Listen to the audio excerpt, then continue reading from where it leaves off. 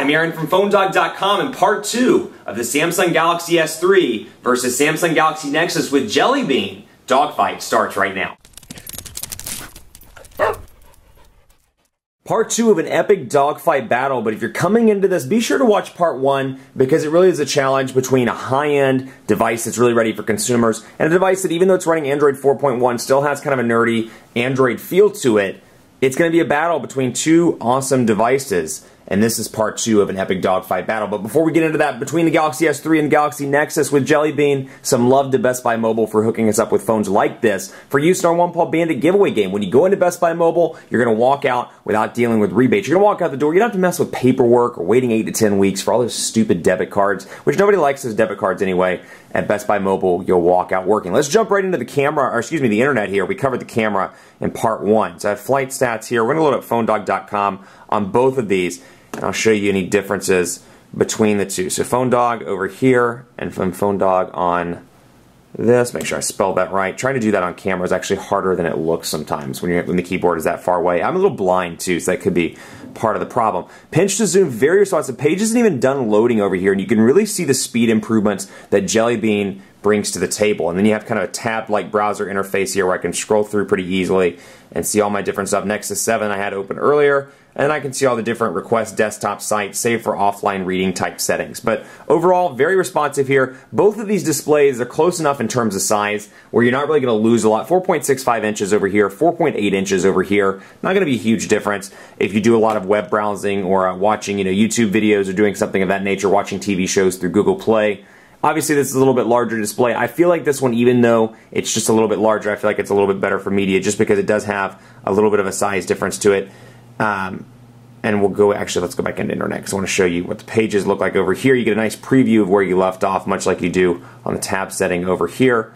And again, transition effects, nice and fast. Now, in part 1, I talked about the Jelly Bean, some of the improvements. Google Now, which check out part 1 if you missed that, and some of the improvements they brought to the table with Project Butter. I want to talk about some of the software stuff over here as well, because this device, the value proposition with the Galaxy S3, and the thing why this is a great consumer device really lies in the software. They've taken Android 4.0, they kind of supercharged it with what I think are some really neat software applications. I said neat in part 1, I said neat again, I can't believe that. But we'll turn on motion activation, for example. A lot of cool stuff here. Smart Alert is one of my favorites. When that's turned on and you have your phone down on the table, let's say you don't see the notification light. You go to pick it up, and if you have a missed call or a text, the phone will vibrate once. I find that really useful because I'm a little bit crazy about checking my display with as many emails as I get, and I find that to be really beneficial. Pan to move icon is pretty nice. Tilt to zoom is decent, where if you're in the browser, you can tilt back and forth to zoom in and out with your thumbs. Pan to browse image, shake to update, I've used that one from time to time. I love palm swipe to capture. I can take a screenshot pretty easily, and it shows up here in the notifications. I can easily remove that thanks to Ice Cream Sandwich. Big thing for me, and I can't believe this is still not in Jelly Bean, out of the gate you get a battery percentage indicator. That is something that blows my mind that it hasn't been in Android like 18 versions ago with the battery indicator. Having a physical option to enable that, huge to me, because I'm the type of person, I can't tell that that little battery meter actually means 68%. With this, it's really nice. Small things like that I think really make this device a consumer-centric unit, as opposed to this where they're like, well, you know what, Jelly Bean doesn't have it, but if you want to root it, you can get it through some custom ROMs. I mean, that's cool. Like, if that's what you like to do, that's awesome. But I'm saying for the mainstream consumer, rooting is not, despite what you hear, rooting is not common. Lock screen application, shortcuts over here, information ticker. So when I turn the screen off and back on, you'll notice I have some shortcuts down here at the bottom. Those are that, or that is what that is right there. Those are that. Information ticker, camera quick access. When this is turned on, I can press and hold the display on the lock screen, flip it, and it auto activates the camera from the lock screen. Weather's really nice. I like that one. I'm actually going to turn that on right now. And then wake up commands, you could turn these on where it's like, play music. And as soon as you go to the lock screen, it'll auto play music, and that's a pretty cool little feature as well. So it's all about software on the Galaxy S3. A ton of awesome features like that. Another one of my favorites, I don't think I have any videos to show this off. But let's see if I do. I don't know if I have any videos on this. Oh, I do. Okay, that's right, because I took the video earlier in part 1. So we'll come back here. That's pretty brilliant, actually. I can watch picture-in-picture. Another cool feature. If I'm doing something, I can watch the video while I'm text messaging, while I'm doing whatever. I can multitask thanks to the Galaxy S3. Now let's take a look at quadrant standard on both of these devices, because now with Jelly Bean, I'm kind of interested to see how this dual-core TI OMAP performs. We'll come into apps here and do it on this one as well. Not as fast as the international version, and I will tell you, while it's a slight difference, but still, if you're running the international version and you're looking at the US version, take a look in store. There is a noticeable speed difference. It's not huge. The average consumer is not going to notice it. The average consumer probably isn't switching between the two devices anyway. But if you're coming from international, the quad-core Exynos processor is incredibly smooth. Always been a fan of Exynos. Does a great job since Galaxy S2 was launched internationally, and it continues to do a good job in the international Galaxy S3. Still not bad though. S4 is a nice contender in the processor market. So call quality pretty good on both of these.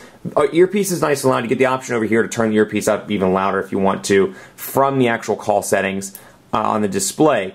The real benefit here to me, battery life. This is what I'm noticing. 2,100 milliamp hour battery over here, 1750 over here. And granted, this is HSPA plus 42 megabits per second, but I find that the T-Mobile version and even the LTE versions, a 2,100 milliamp hour battery is long enough to make it, or decent enough to make it through the day with moderate use. Still kind of struggle with this one. 1,750 milliamp hours, still kind of a challenge to make it through a day with moderate to heavy use.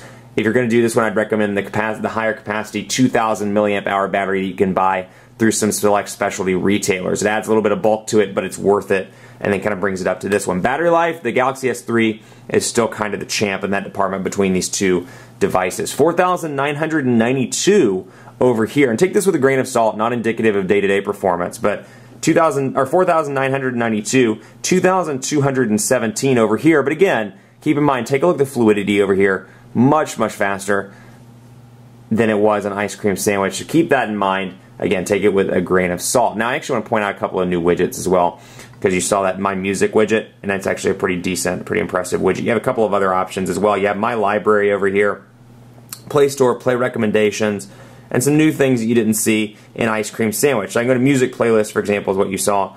I can come in here like Play My Library. Actually, I stand corrected. I believe this was the one that was available that I had. Let me make sure this is right. Let's see.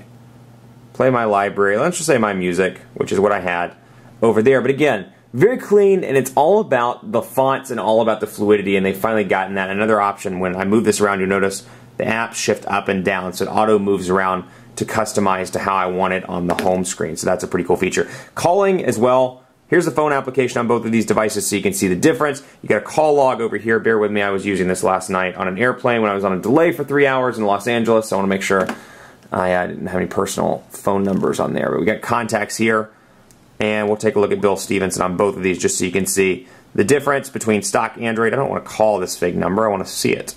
I'll go back into People and do it that way. So stock Jelly Bean over here, Ice Cream Sandwich with TouchWiz, and you can see it's got a nice clean look and feel to it over here. The picture, and then I've got Bill Stevenson's name up here, and then I have the same picture over here, although it's a little bit elongated out. This is Jelly Bean / Ice Cream Sandwich look and feel over here. So all in all, pretty impressive on both fronts. It's really going to depend on the type of software that you prefer. You know, if you're an Android junkie, you like that kind of stock feel, Jelly Bean is going to be awesome for you, and it's really improved, and they made it even better. That's really the cool thing about Jelly Bean. It's faster, it's just more awesome. It's awesomer, if that's even a word, which is clearly not. But you know what? We're going to run with it in this video. Awesomer. And then over here, we're going to do a speed test really quickly between the HSPA Plus on AT&T that keeps rotating between 3G and HSPA Plus, and the HSPA Plus on T-Mobile. So we're going to load this up just to take a look. Let's see if we can get San Francisco. Begin. And let's just see which one comes on top, just for sake of giggles. But you know, again, more consumer polished over here, coming to a bunch of carriers. There's a good value proposition here with the software. There's going to be a lot of marketing behind this. Galaxy Nexus, very much a niche device, stock Google device. Google's pushing it. Good for Google enthusiasts or Android enthusiasts. Maybe not the best in the world for the mainstream consumer. It still depends on which one is most important to you. The all-around value proposition, which we'll talk about in just a second, 3.84 megabits per second, 3.6 over here. A little bit slower on T-Mobile. I've seen this as fast when I'm at home in Charlotte. I've seen it as fast as 10, 12 megabits per second in a decent area. Over here, 3.84 megabits per second on AT&T. So there's a strong value proposition to be said about both of these devices, but really the winner of the dogfight is the Samsung Galaxy S3. Not by a huge margin, but what I really like about this device, it's consumer friendly, it's got some killer specs, the screen is nice, it's got a great camera, it's just got a great all-around feature set. Combined with TouchWiz, I really think this is something that can take Android to the next level. Obviously, Verizon's been doing this for a long time with the Droid line of devices, and the original Droid did a great job. But I think the Galaxy S3 is polished, it's a good device, sales expectations are off the chart, and it's coming to all 4 of the major US carriers. So I think this is a great opportunity to really push Android ahead in 2012, as opposed to something like this where, yeah, it's a niche device, Jelly Bean's awesome, but it's not necessarily the most consumer-friendly device. Still, love the improvements on Jelly Bean, incredibly fast, really impressed with this in comparison to previous builds of Android, although the winner of the dogfight is the Galaxy S3. Much more coverage to come on PhoneDog.com with both of these devices, so stay tuned. Follow me on Facebook at both Facebook.com/PhoneDog and on my page at Facebook.com/PhoneDogAB. Let me know what you think. You love one of these devices, you hate the other, you think it's cool because they're both Android, you're an iPhone fan, you're a Windows Phone fan, you're a Symbian fan, you're a BlackBerry fan, whatever. I love hearing from all of you. Hit me up at those pages and on Twitter at PhoneDog_Aaron. Vote for your favorite phone as well and PhoneDog's official smartphone rankings at PhoneDog.com/rankings. Thanks so much for watching a dogfight from San Francisco.